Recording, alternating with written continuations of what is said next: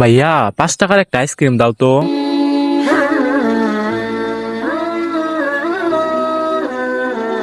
আরে মা, তোমার আইসক্রিম তো পড়ে গেল।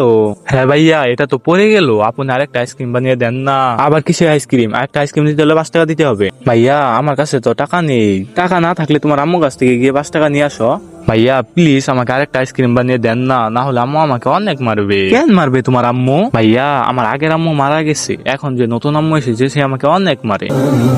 সে আইসক্রিম খেতে চেয়েছে, এখন যদি আমি তার জন্য আইসক্রিম না নিয়ে যাই তাহলে সে আমাকে অনেক মারবে। ভাইয়া তোমার হাত জোড় করে বলতেছি, প্লিজ আমাকে একটা আইসক্রিম দাও না। আমি তার জন্য আইসক্রিম না নিয়ে গেলে আমাকে সারা রাত না খাইয়ে রাখবে। এরপর কি হয়েছে তা দেখার আগে বলো, তোমার কাছে এক বস্তা টাকা বেশি দামি নাকি মা বাবা বেশি দামি? যদি মা বাবা বেশি দামি হয়ে থাকে তাহলে ভিডিওতে লাইক করে চ্যানেলটি সাবস্ক্রাইব করে দাও। লাইক সাবস্ক্রাইব না করলে বুঝো তুমি তোমার মা বাবাকে একটুও ভালোবাসো না। আরে মা কেঁদো না, দাঁড়াও আমি তোমার জন্য আইসক্রিম বানাচ্ছি। এই নাও মা আইসক্রিম, আর এই নাও 50 টাকা। এখন থেকে তোমার যখন আইসক্রিম খেতে মনে যাবে তুমি এখানে চলে আসবে, আমি প্রতিদিন এখানেই বসি। ধন্যবাদ ভাইয়া, আর আপনি অনেক ভালো।